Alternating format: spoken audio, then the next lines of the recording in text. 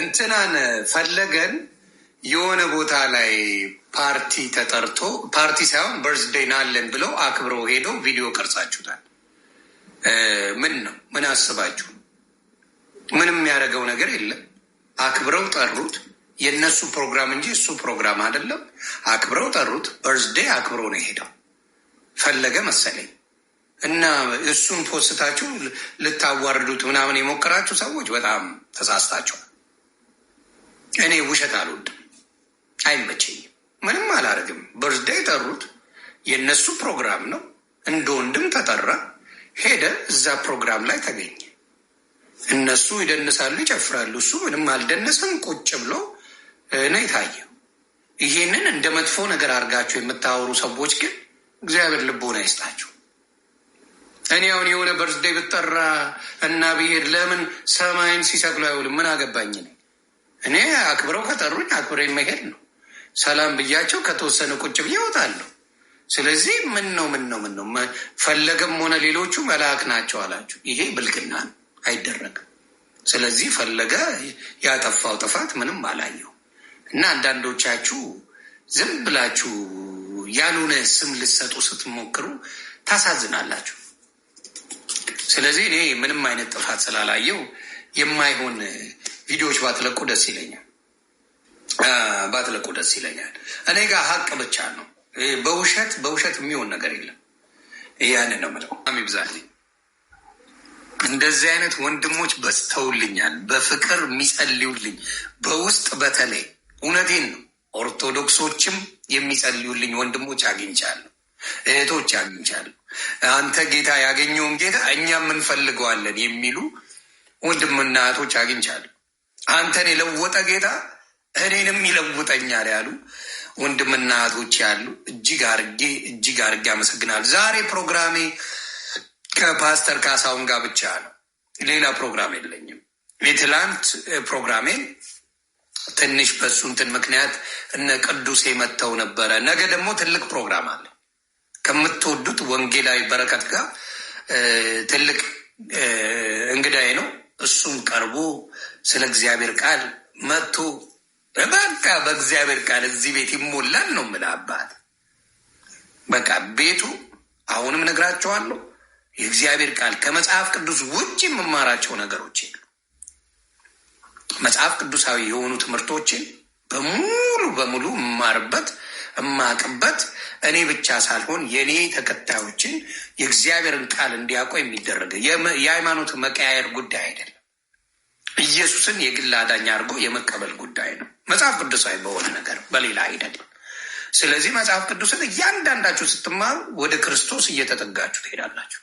አዳኙ እሱ ነው። ፈዋሹ እሱ ነው። በሱ ስም ብቻ የመዳን ስልጣን ተሰጥቷል፣ በሱ ስም። ስለዚህ እውነትም መንገድም ሕይወትም እኔ ነኝ ብሎ ቃል በቃል ያስተማረን፣ ቃል በቃል እሱ ተናግሯል።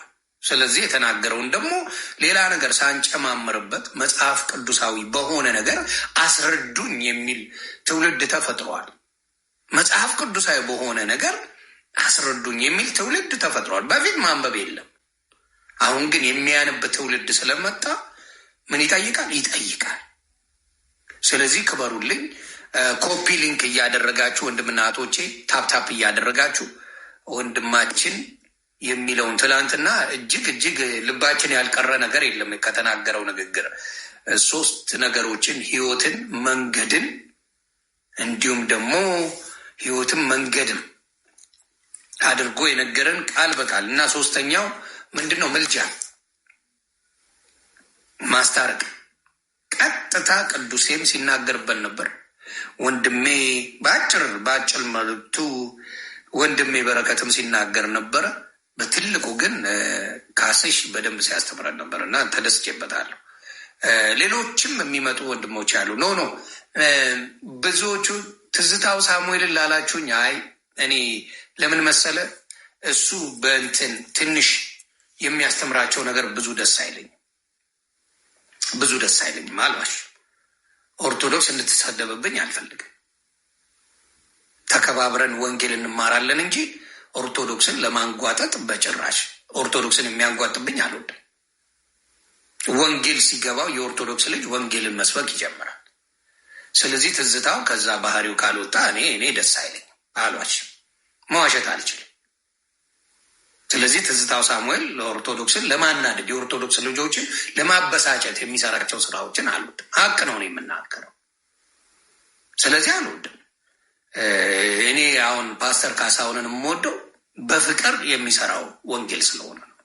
እነ በረከትንም ወደው እነ ወንጌላዊ ሳሚንም ወደው እነ ተክሉንም ወዳቸው ወንጌላዊ ተክሉንም ወደው ሌሎችንም ወዳቸው በምን እነ ሜሎስንም በፍቅር ነው የሚሰብኩት።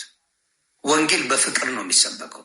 ኢየሱስ ክርስቶስ በፍቅር ነው ወንጌልን የሰበከው። 3 ዓመት ነው ኢየሱስ የሰበከው። 3 ዓመት አዳኝነቱን 3 ዓመት ነው የሰበከው። ዓለሙን ላይ የተጠለቀለቀው በ3 ዓመት በፍቅር ነው። ወንጌል በፍቅር ሲሆን ምን ይሆናል? ፍቅር ያመጣል። እየሰደብከኝ ፍቅር አይመጣል። በጋሻውን አመጣዋለሁ። እግዚአብሔር ከዳኝ የቅዱሴ በጣም ወዳጁ ነው።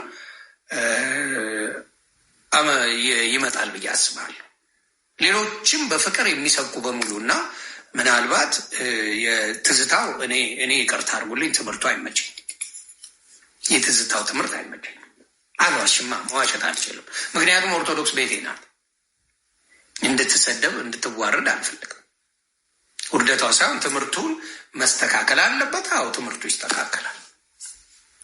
ስለዚህ ብዙ ማሩ አሉ እንጂ መበሻሸቂያ እንዲሆን አላረግም። ስለዚህ ያን እናደርጋለን። ደስ የሚል ትምህርት የለውም። ቢስተካከል ደስ ይለኛል። ያንን ነው የምለው። ተባረኩልኝ። እንግዲህ ካሲሽ ቪዲዮን ሲከፍት ሬዲ መሆኑን አውቃለሁ። ቪዲዮን ሲከፍት እስከዛ ይሄን ነገር ነው መናገር የምፈልገው። ኤርሜሻ እንትን ይዞ ነው አይኑ አንዳንዴ አግሬሲቭ ሊሆን ይችላል። ብዙ እውነት ስላለው ብዙ ነገር ስለሚያነብ ነው ኤርሜሻ ትንሽ አግሬሲቭ ሊሆን የሚችለው። ስለዚህ እንደዛ ነው የምናገረው። ካስተካከለ ትዝታው ሳሙኤል ካስተካከለ ችግር የለው። ተቀራርበን እናወራለን ሁላችንም። እኔም ሳጠፋ ነገሩ ሳጠፋ የሆነ ያጥፍታል ይሄ ነገር ልክ አይደለም ማለት አለባችሁ።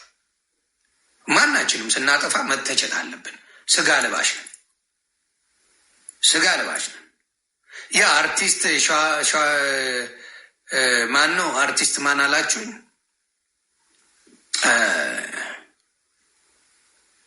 አርቲስት ማን? ሸዋፈራው። የስ ሸዋፈራው በጣም መወደው ነው። ከበፊትም መወደው ነው። ነቢይ ጥላሁን እሺ፣ አላውቀውም ግን ታስተዋውቀኛላችሁ። ጥላሁንን እሺ